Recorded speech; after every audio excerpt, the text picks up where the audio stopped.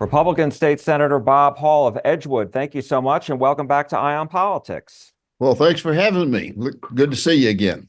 Good to see you. And so I wanted to get your reaction to Governor Abbott deploying an additional 400 plus Texas soldiers down to the Rio Grande Valley to the border today, and along with C-130s and Chinook helicopters to help the Trump administration.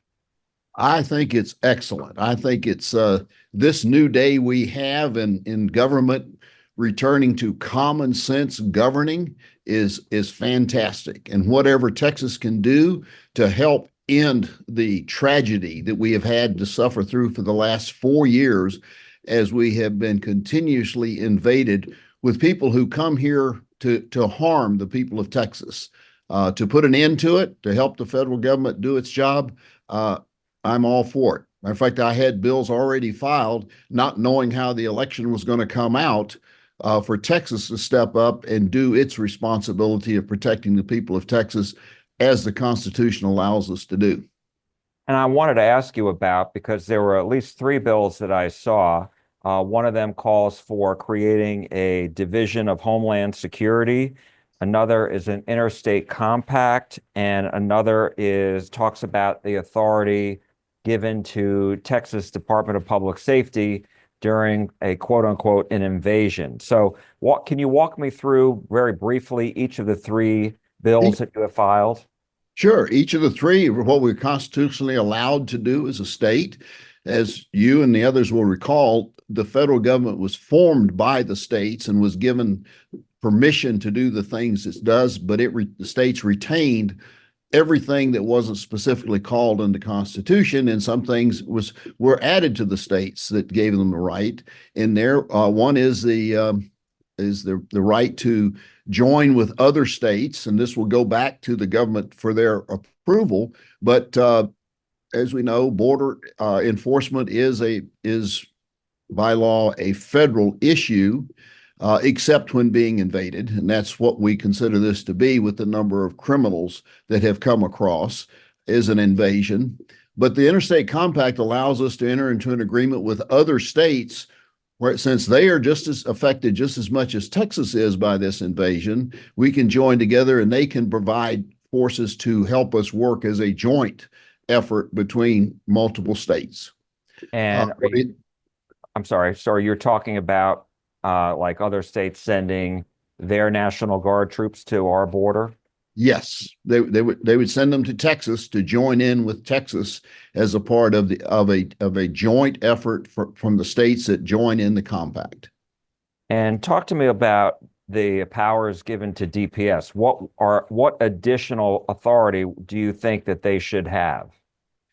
Um, the authority they need to have is whatever it takes to protect the people of Texas from the drug dealers, the rapists, and the murderers that are coming here, being apprehended by ICE and then turned loose on the community. We need to be able to apprehend them, and if that's the case, that they have been convicted of these crimes, to return them, just like's being done now, just like the governor has volunteered one of our C-130s to join with the federal forces and take them back to the country they came from.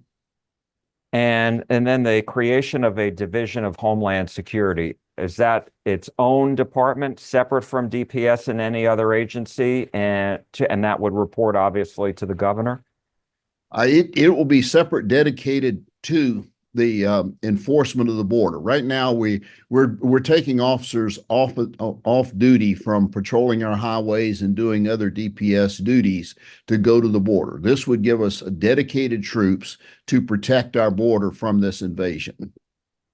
And do you think these are necessary given the outcome of the election, that President Trump is now in office, and given all that he has put in place in his first week? This election is only good for 4 years. We have no idea what's going to happen 4 years from now. If you recall, President Trump signed over 200 executive orders in just a few hours after being sworn in. There is no reason to believe that if the things were to reverse and a Democrat was get elected next time, that they wouldn't immediately sign executive orders to go back to the insane policies that the Biden administration had. This was something I filed before I knew what the outcome of the election was going to be, and I think it's something we need no matter what the outcome is, because Texans deserve to be protected, and if the federal government's not going to do its job, then we need to be ready to have the ability to protect them. And as you know, in the proposed state budget, both chambers, House and Senate, is preliminary giving $6.5 billion for border security. As I understand it, there's no additional money, but what do you make of that? Do you think that's enough? Or, I remember after the election, Governor Abbott said the state may get to a place where it can reduce some spending at the border because of the Trump administration's efforts. Well, I think it's a new effort. I think it's a reasonable number to start with.